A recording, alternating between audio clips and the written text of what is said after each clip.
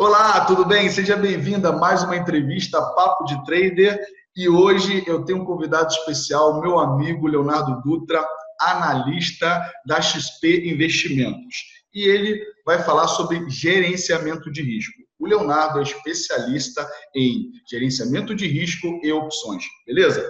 Leonardo, seja bem-vindo, se apresente aí para o pessoal do nosso canal, para que a gente inicie a nossa entrevista. Fala, Rodrigo. Fala, pessoal. Um prazer enorme estar aqui com vocês. Obrigado aí pelo convite.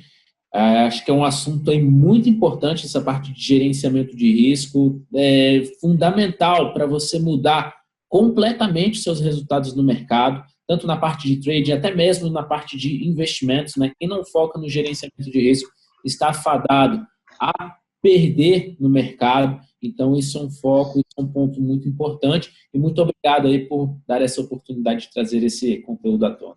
Legal. Gerenciamento de risco é um tema muito relevante. Muitos dos nossos alunos, né, têm dúvidas referente a isso. Eu também, né, não sou especialista nessa área, eu tenho um conhecimento bem geral. E hoje eu vou estar aprendendo aí também com você, Leonardo. Então, gratidão por você ter disponibilizado o seu tempo para poder passar um pouquinho mais de conhecimento aqui para a nossa comunidade, tá bom?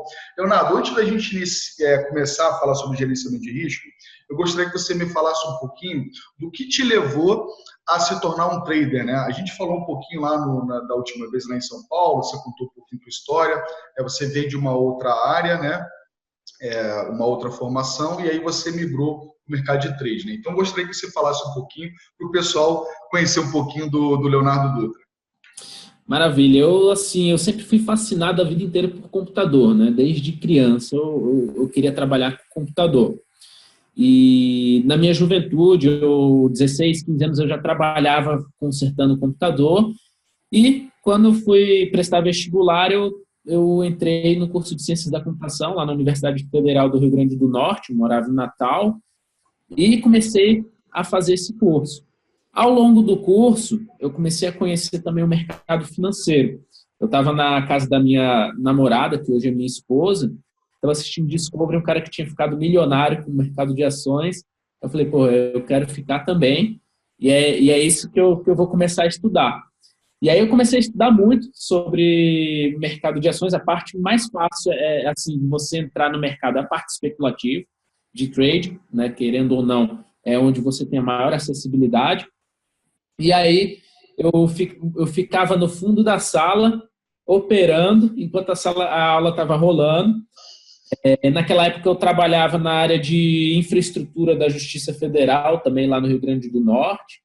Aí eu comecei a me apaixonar por essa área e simplesmente comecei a migrar. Eu falei, pô, meu ramo não é esse de ciências da computação, eu quero focar nisso, no mercado financeiro, vou estudar, vou me especializar nisso, e aí foi. Aí eu fiz o curso de gestão financeira, me formei, fiz economia, fiz especializações, né, em mercado de capitais, finanças, derivativos também, e aí não parou mais, né? Eu fui trader de 2010 a 2017, desde 2012. Em 2012 eu fui convidado pela Rico para tocar a sala ao vivo de trading. Naquela época eu podia operar minha conta junto com o pessoal na sala. E em 2016 a XP comprou a Rico e exigiu da gente certificação de analista. Hoje em dia eu não posso operar mais a minha conta com o pessoal, né? Eu estou já um ano e pouquinho como analista. Em 2018 fui chamado para a XP Investimentos, para ser analista da XP mesmo, tocar as salas ao vivo lá da Arena do Investidor, e estou aí hoje. Legal, Leonardo, muito bacana, cara. E você falou sobre a questão de você estar estudando e estar operando ao mesmo tempo, né? Hoje, com a tua experiência, né, com o que você aprendeu no decorrer da jornada, você indicaria uma pessoa estar estudando, fazendo uma outra coisa e estar analisando o gráfico ao mesmo tempo, estar operando ao mesmo tempo? Olha, até dá, mas você vai ter que focar. O seu foco principal não tem como você botar toda a sua energia nas duas coisas ao mesmo tempo, né? Você Sim. vai acabar concentrando em uma das coisas, não tem jeito. Sim. Imagina no meio de uma operação, né? A pessoa está ali no meio da operação. Aí o professor chama, ô Leonardo, aí tu olha, e quando você vai ver, calha de naquele momento, você não coloca o teu stop, a operação do contrato, quando você volta, que é o famoso Lady Murphy, né? O cara tá operando em casa, aí ele tem a esposa, tem o filho, aí daqui a pouco vem a visita, aí ele vai lá para abrir a porta e ele esquece de colocar lá o stop, É né? justamente nessa hora, né? É exatamente nessa hora, parece que tem Big Brother, né? Alguém te vendo e falou, agora eu vou pegar esse cara, né? A pessoa começa a pensar assim, que o mercado é contra ele, né? E na realidade não é, né? Isso está acontecendo com um monte de gente ao mesmo tempo, né? E Léo, você sendo especialista, né, em gerenciamento de risco, né? Me fala um pouquinho de forma introdutória, né, de forma geral, para que as pessoas entendam o que seria gerenciamento de risco, né? Para aquela pessoa que está entrando talvez pela primeira vez no nosso canal e entenda um pouquinho o que seria gerenciamento de risco. Maravilha. Quando eu comecei no mercado como trader, e eu acho que quase 100% das pessoas que estão no mercado hoje conseguiram sobreviver à fase inicial, passou por isso, né, que durante quase 2 anos eu só perdia. Eu ficava operando e só perdia.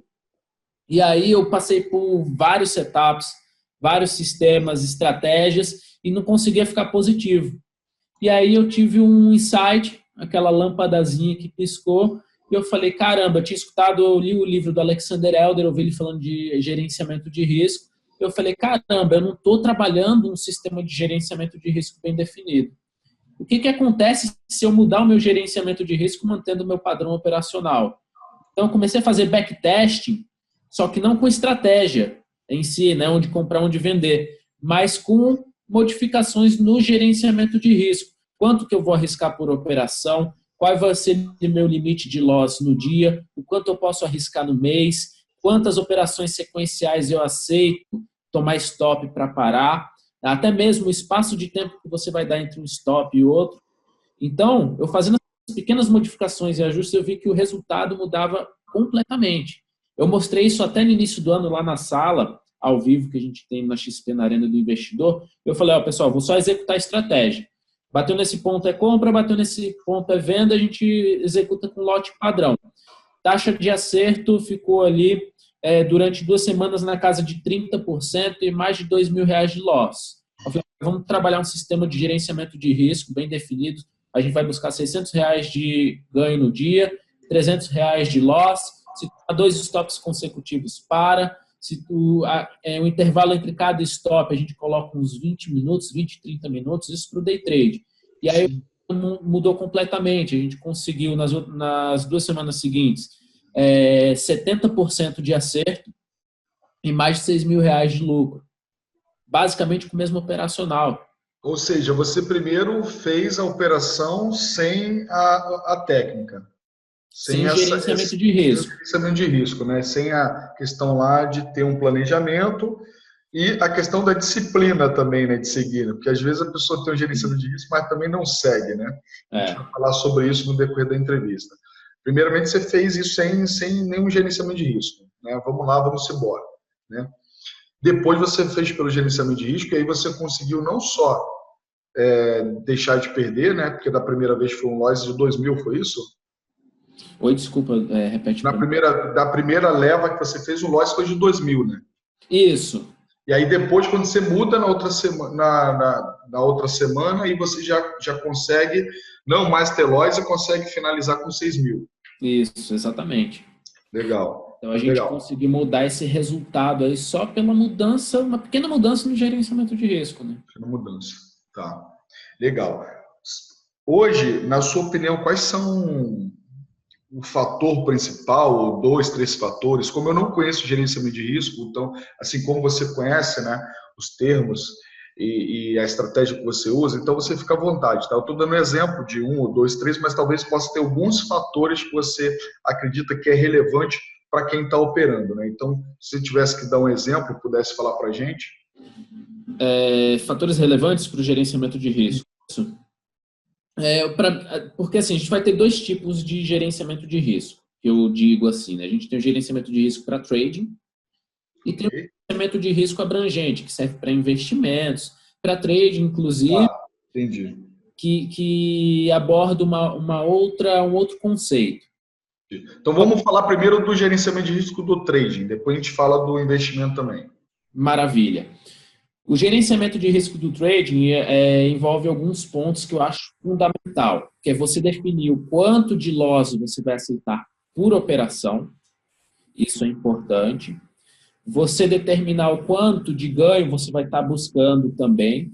Por que é importante? Antes eu deixava em aberto, eu não vou limitar o meu ganho que eu vou buscar no dia ou no mês, eu vou deixar em aberto. Mas se você não faz isso, você nunca chega a um ponto de satisfação. Então, você nunca gera aquele sentimento de dever cumprido, de satisfação, para que você possa ficar tranquilo e diminuir a carga emocional e estresse. Então, isso é super importante também. Então, a primeira coisa é ter uma meta de loss e uma meta de gain. Exatamente. Isso bem definido. O que mais? Depois, é importante você determinar por quantos stop loss eu aceito tomar para parar, seja no dia ou no mês. Porque quem opera já deve ter percebido isso. Quando está dando errado, dá errado de verdade. Parece que você não acerta nada no mercado, né? Você vai fazer uma operação, erra, outra operação erra, daqui a pouco você fez 20 operações e errou as 20 operações. Então, é importante, dentro da sua estratégia, você definir, se eu tomar 3 stop loss consecutivos, é um indicador de que é um indício de que a minha análise não está correta e que eu não estou conseguindo acertar a mão. Muitas vezes o mercado consolidou e você não está percebendo, está tentando operar movimentos direcionais. Você colocar um espaço de tempo entre essa sequência de stop loss para você retomar suas operações é importante. Legal. Tá, então ter um espaço de tempo, né? Então você falou sobre essa questão de, vamos supor, aí vai depender também do quanto que a pessoa está trabalhando, né? Está atuando, né? Uma coisa que eu falei no evento agora que a gente teve em São Paulo, no final de semana, Bitcoin Trader, que foi o seguinte: vamos supor que o cara tem $10 mil para operar no mercado de criptomoeda. E aí, numa operação, ele usa $1.000, na outra usa 2.000, na outra usa 5.000. Ele não usa um padrão. Então eu falei, se você tá operando, faz entradas sempre do mesmo valor, sempre de $1.000. Por quê? Se você perder 1%, você vai perder em cima de $1.000. Se você ganhar 1%, você vai ganhar em cima de $1.000. Por quê? Muitas pessoas com pouca experiência, e isso aconteceu comigo também no início, normalmente quando a operação estava dando gain, eu estava com $2.000. Aí eu ganhava confiança, começava a ver, não, agora eu sou bom, eu ia, alavancava e colocava todo o meu capital, que no caso, vamos supor que eu tivesse 10 mil, eu colocava todo o meu capital naquela entrada. E aí eu perdia 2, 3%.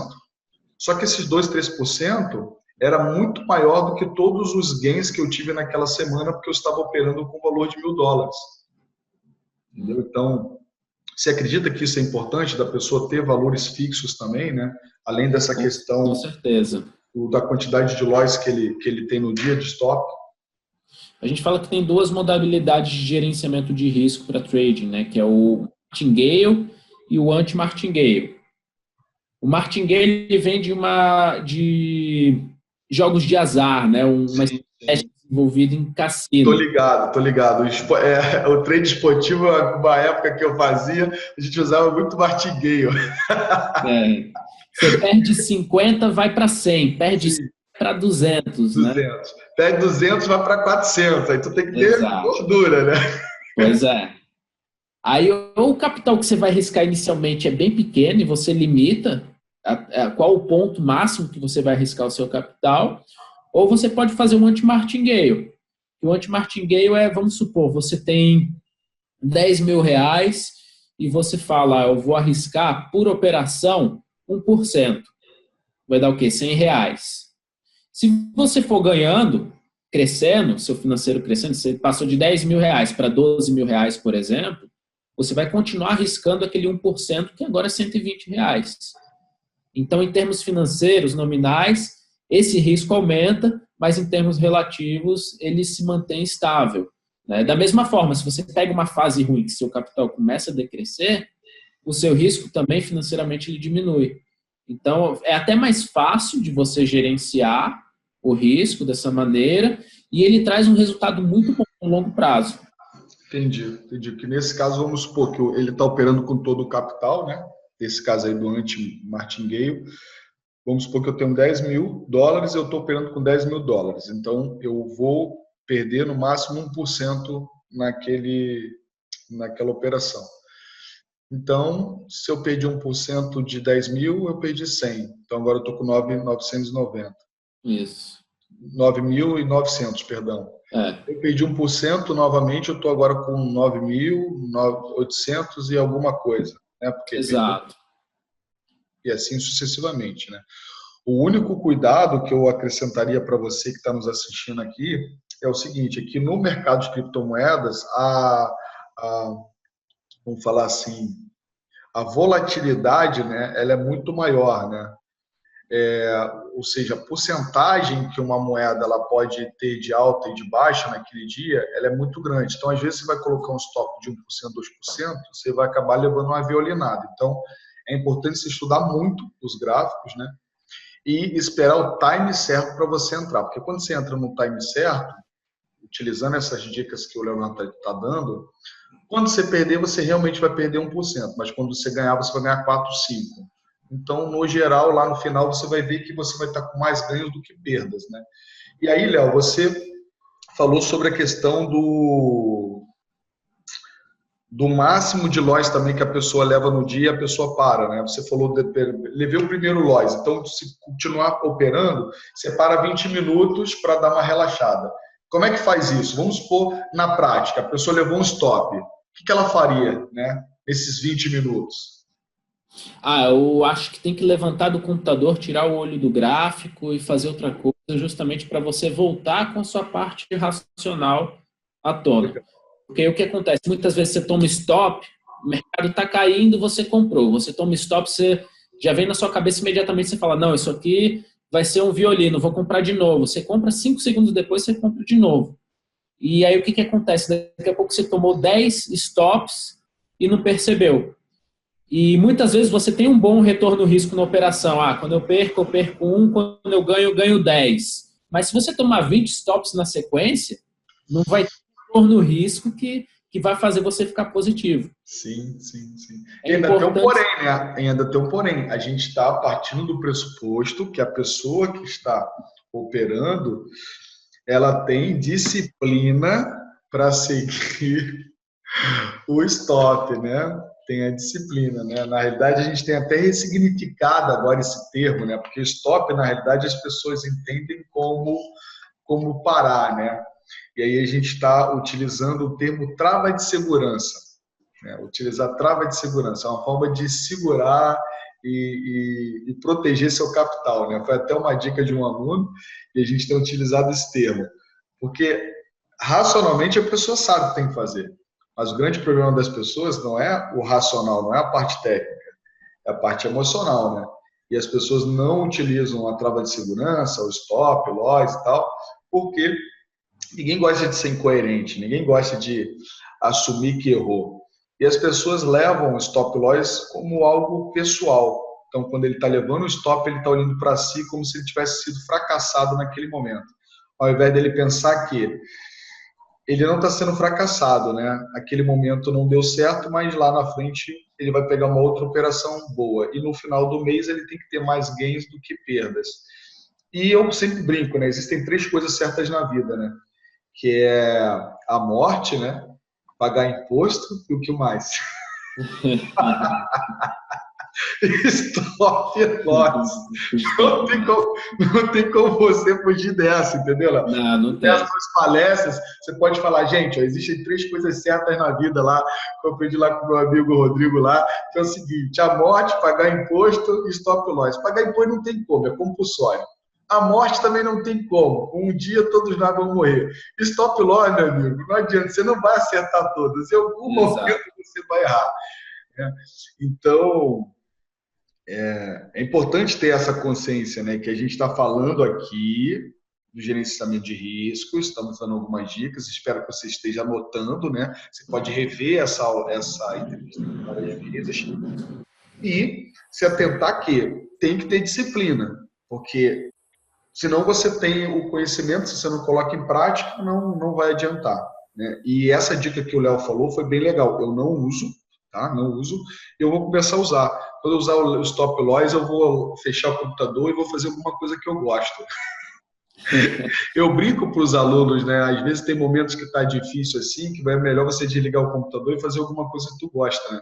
Mas eu não tenho isso assim, planejado, entendeu? Tipo assim, vou botar no papel, levei um stop loss, desligo e fico 20 minutos. Sabe essa coisa de condicionamento? Eu aprendi isso no quartel, né? Questão de condicionar a mente, né? Quando você condiciona a mente, você cria um hábito. E aí esse hábito vai se tornando natural. Quanto mais natural se torna, ele entra para o nível inconsciente e aí você já criou um padrão, né? Então levou um stop para parar. Bem legal essa dica aí. Teria alguma outra dica, Léo, que você acha que é interessante? Essa de parar é fundamental, porque faz total diferença, né? Principalmente porque a gente sabe que a maioria das decisões que a gente toma é pautada no emocional. Depois você vai utilizar o racional para dar uma desculpa para aquilo que você fez, né? Para aquela sua decisão. Então, isso daí é importante. E a outra decisão assim que é importantíssima é você saber ficar de fora do mercado. Nem sempre vai ter pão fresco na padaria, né? Sim. Então, a gente até fala que não operar é também operar. Então, Sim. você definiu, o meu limite é de R$ 200 por dia, se você opera day trade. Bateu os R$ 200, aquele é seu custo. Eu até falo, você falou que é a trava de segurança, né? Para mim, o que eu gosto de falar é que é o custo. Qual o custo de você estar sentando na cadeira aí hoje? Toda empresa tem um custo para estar funcionando. Qual o seu custo diário? Meu custo é os R$ 200. Então, vou fazer esses R$ 200 girar algum lucro e ter uma margem de lucro em cima disso. Perder R$ 200 é o meu custo e você tem que botar isso na sua cabeça que é importante você parar. Legal, bacana. Para quem vai investir, de repente, para médio e longo prazo, né? A gente tem aí talvez uma oportunidade que vai surgir agora 2018 para 2019. A gente sabe que normalmente o mercado financeiro se antecipa um pouquinho, né? Então, dependendo de quem ganhar as eleições, deve ter uma antecipação no primeiro momento, uma certa euforia. Não tem como a gente ter 100% de certeza, né? Só os gráficos mesmo para dizer isso para a gente. Mas na sua opinião, né, como é que a pessoa pode fazer um manejo de risco, né, um gerenciamento de risco bacana aí, pensando num swing trade, pensando em position, né, o que você indicaria aí para o pessoal que de repente curte ações, né, porque tem gente aqui do nosso canal que também não faz só cripto, né, também faz ações. Né? Uhum. Eu acho que é a dica fundamental, que é até meio clichê você falar, mas é diversificar. O Henry Markowitz, ele criou um modelo em 1960, ele ganhou o prêmio Nobel só depois lá em 90 e pouco, mostrando que você fazendo uma diversificação eficiente, você consegue minimizar substancialmente o risco. E quando a gente fala diversificar, não é só você comprar diversas ações diferentes, mas você diversificar tudo que você puder. Você faz trade, diversifica suas estratégias. Swing trade, day trade, position. Você compra ações para o longo prazo, diversifica os setores, diversifica as empresas. Legal. E você consegue diminuir muito o risco nisso daí. Antes eu tinha essa ideia mais de que a diversificação era para uma carteira de investimentos. E aí eu conheci um crânio lá na XP que mexe com a parte de robôs. Ele estava desenvolvendo um robô institucional que era só de trading. E o que ele fez? Ele pegou esse conceito de diversificação, jogou no robô mais de, de 300 estratégias diferentes, e quanto mais ele diversificava as estratégias que não tinham correlação uma com a outra, mais o robô ficava sem perder. Então ele colocou tantas estratégias que o robô não ficava negativo nenhum dia. Que legal. Isso aí eu achei o máximo. Eu acho que só isso aí que você falou já vale a entrevista e um almoço aí quando eu for em São Paulo para ti. Que é o seguinte, trading, Estratégias, né? Você tem que ter estratégia de day trade, tem que ter estratégia de swing trade, tem que ter estratégia de hold. Não dá, né? Porque aqui no mercado de cripto o pessoal fala hold, né? Não dá para você fazer só uma coisa, né? Não dá para você fazer só day trade, não dá para você fazer só hold, né? Você tem que ter estratégias bem montadas. Além disso, você tem um padrão para você operar, né? Para quem está no day trade tem um padrão, né? Hoje a gente tem utilizado bastante price action, né? Inclusive em alguns momentos eu cheguei a comentar de você para os alunos, né? Quem sabe no nosso ecossistema no dia 1º de dezembro você não vai lá palestrar lá para a gente, vai acontecer em São Paulo, Bacana. vai ser mais ou menos para umas 300 pessoas, de repente você vai lá, vamos ver depois tua agenda para falar sobre isso. E a gente tem um padrão, só que na realidade o mercado é muito dinâmico, as coisas mudam. Então não dá para você pensar assim, não, porque eu vou operar com esse indicador e você vai ficar pro resto da vida levantando bandeira desse indicador, né? Aí daqui a pouco tem uma nova estratégia, o cara não testa, né? É evidente que cada um tem o seu melhor setup, né? Eu vejo muito disso, né? De você achar um setup legal, né? Mas às vezes aquele setup que está dando certo hoje, amanhã pode não estar dando certo. É evidente que, tirando o suporte de resistência e price action, né, que depois que a gente teve aquela conversa em São Paulo, eu comecei a dar muito mais importância, né? Porque você falou assim, cara, eu não uso indicadores, eu uso price action. Eu falei, pô, como é que esse cara opera esse indicador? Meu gráfico é limpo, não tem nem Meu gráfico é ali. nada. Aí eu comecei a testar a parada, entendeu? Eu vi, porra, esse negócio dá resultado, esse negócio dá certo, né? Usando isso. E aí, é claro, o mindset expande, porque às vezes você está acostumado a uma coisa da forma tradicional das pessoas ensinar. Então, você pega uma coisa nova, é evidente que você fica um pouco, né, ressabiado, né? Então, cara, isso que você falou é fantástico, do cara ter estratégias de montar a sua carteira, estratégia de você operar, estratégia também no momento de você estar operando com ações, você trabalhar, diversificar em setores, em mercados também, né? Por exemplo, a gente estava num período aí que a gente não sabia se o dólar ia continuar subindo, se o dólar ia continuar caindo. Então, a pessoa poderia diversificar em 2, 3 ações que favorecem na subida do dólar, outras ações que favorecem se o dólar cair. Enfim, nesse momento que está com uma certa indecisão, né? Você acredita que isso é legal? Você até deu um exemplo sobre a questão das opções, né? Que você tem uma estratégia que você usa quando tem possibilidade de muita volatilidade, você trabalha para os dois lados, né? Tanto comprado quanto vendido, né? Não sei se de repente você tem coerência que eu estou falando aqui com você. Sim, sim, é isso aí. É compra de call e de put, né? Você ganha para os dois lados desde que tenha volatilidade. Sim, sim. Beleza. E essa parte de diversificação, até falo, o pessoal que está entrando no mercado, ou o pessoal que só trabalha com trade, muito cuidado, é importante você diversificar os seus investimentos também. Legal. Você gosta de especulação? Beleza, deixa uma parcela do seu capital para especulação, outra parcela para você comprar ações, talvez outra parcela para renda fixa, eu não sei como é o seu perfil, Correto. mas outra parcela para você comprar, sei lá, criptos, e assim você vai diversificando também. Legal. Você pode ganhar dinheiro em todas as pontas, né? Sim. E se proteger, né? Porque em algum momento um ou outro mercado pode entrar numa vibe de queda, né? Ou de alta, caso você esteja vendido, né?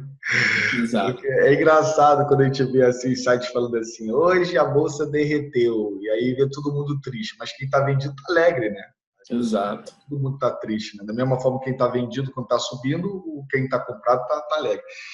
Mas, enfim, o que o Leonardo está falando aí, galera, é o seguinte, que dependendo do seu perfil como investidor, que tem um perfil agressivo, tem um perfil conservador, tem um perfil moderado e tal, vocês se cadastrando numa corretora, vocês fazem uma pesquisa e eles fazem um perfil, você vai montar uma carteira. Então, uma porcentagem vai para uma renda fixa, uma porcentagem pode investir em ações, ações que têm uma média bacana, né, no decorrer dos últimos anos, pagando bons dividendos. Outro pedaço, você pode operar no swing trade, no day trade. É esse tipo de coisa que ele está falando, né? Você chegar, pegar, eu tenho 100 mil reais, vou botar tudo na criptomoeda. Outro tem 100 mil reais, vai botar tudo para operar no day trade. Eu não faço isso, né? Às vezes eu acabo operando com a minha conta, o pessoal vê um determinado valor lá, mas aquele valor é parte do meu capital, né? Todo o meu capital. Não vou pegar todo o meu capital e vou tocar lá para operar no day trade, né? Ou no swing trade. Então, tem que ter esse tipo de mindset, porque é importante, né? E o Leonardo já está há quanto tempo, Léo, fazendo isso aí? Vai fazer 9 anos. Então, 9 anos, né? Tá com carinha de novo, mas não tá tão novo assim, né? Tá tomando Ainda bem, elixir, tá tomando ainda bem elixir da que, juventude. ainda bem que você falou que eu tô com cara de novo. Normalmente falam que eu tô acabado. Não, eu acho que você tá com cara de novo, cara. Ó, eu te daria mais ou menos uma média de uns 23, 24 anos, cara. Ô, louco. Eu te daria essa 7. idade aí. Te daria essa idade aí. Tu tá bem. Tá igual um amigo meu do outro canal aqui do YouTube, o Edilson, do Investimentos Digitais. Se Edilson estiver assistindo aí, abraço, Edilson. E ele tá com 37 anos, cara. Mas ele parece que tá com uns 27, 26, mano. Não sei o que o maluco faz. Também não se preocupa com nada, né? Deve ser isso. Não tá se preocupando com nada, né? Leonardo, a gente já está chegando aqui na nossa finaleira, né, da entrevista. Eu queria que você pudesse dar uma sacada, né, para aquela pessoa que está iniciando hoje, né? Se você tivesse que dar uma dica, se você tivesse que dar uma orientação para que essa pessoa saia daqui, né, pelo menos com, como eu posso dizer, né? No coach, às vezes eu faço assim, né? Eu estou no coach, eu falo para a pessoa assim, tá, me faz uma pergunta aí, talvez aquela pergunta que pode mudar a sua vida, né? Algo que realmente vai fazer diferença para você nesse momento. Talvez um ato simples, uma atitude simples que pode mudar a sua realidade daqui para frente. Então, a gente foca muito nisso, na questão da simplicidade, né? Complexidade não adianta, a pessoa não vai fazer. Vamos pensar numa ação simples, que você acredita que o trader é importante ele ter no seu dia a dia para que ele, pelo menos, pare de perder, né, que é o primeiro passo. Muita gente entra para operar e já está pensando em pagar imposto de renda, mas o cara nem começou a ganhar. Esse é um mito, né? Todo mundo entra, como é que eu faço para pagar a boleta? Calma, primeiro para de perder, comece a ganhar para pagar a boleta de imposto. Então, o que ele precisa de uma forma simples, uma ação, uma dica que você pode dar para que ele possa, a partir de agora, ter o melhor manejo de risco e, claro, né, parar de perder, né? Começar a ter mais sustentabilidade nos gains. Minha dica é foco no gerenciamento de risco. A maioria das pessoas focam no operacional. Fica pulando de estratégia em estratégia, botando indicador, tirando indicador, e acaba esquecendo o gerenciamento de risco. Então, não existe melhor estratégia que vai te dar ganhos constantemente. Existe melhor gerenciamento de risco para cada estratégia.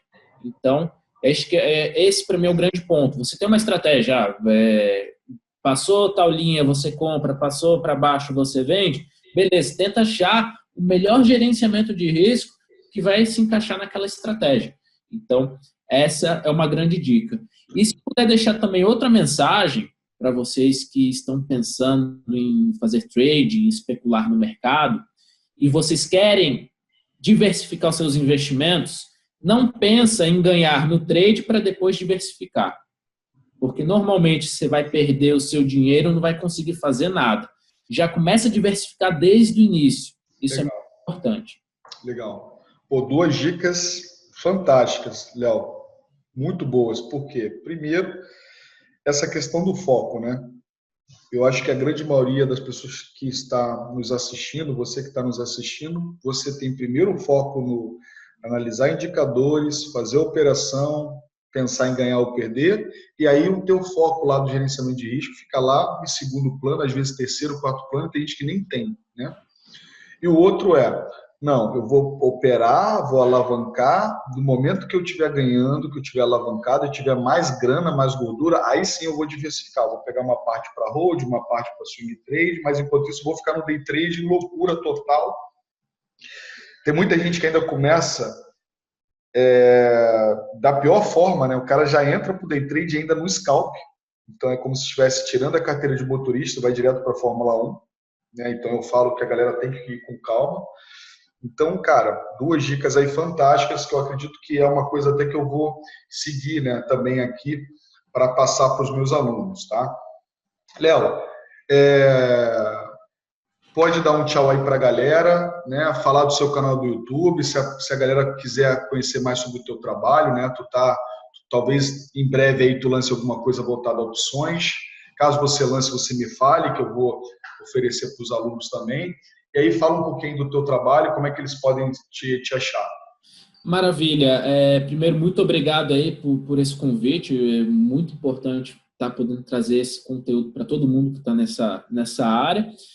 E para quem quiser me procurar, eu tenho um canal no YouTube, pode procurar lá Leonardo Dutra, vocês vão me achar no YouTube. E também eu estou muito ativo no Instagram, passando muito conteúdo no Instagram, Leonardo DSG, vocês podem me achar lá. Beleza, tranquilo. Léo, gratidão, tá? Foi um prazer poder bater um papo com você, tá bom? Sobre essa área. Aprendi também bastante com você e que Deus continue te iluminando, te abençoando, para que você possa continuar aí nessa sua jornada e essa jornada de educador, né? Também, né? De estar ensinando outras pessoas a transformar sua vida através do mercado financeiro, tá bom? E você que é assinante do nosso canal, gratidão por você ter assistido até agora. Deixe seus comentários aqui de outros assuntos que você gostaria de conhecer sobre esse mercado. E depois a gente também vai estar trazendo outros analistas, outros entrevistados para poder falar sobre isso, tá bom? Gratidão e a gente se fala, tá? Até mais. Fui.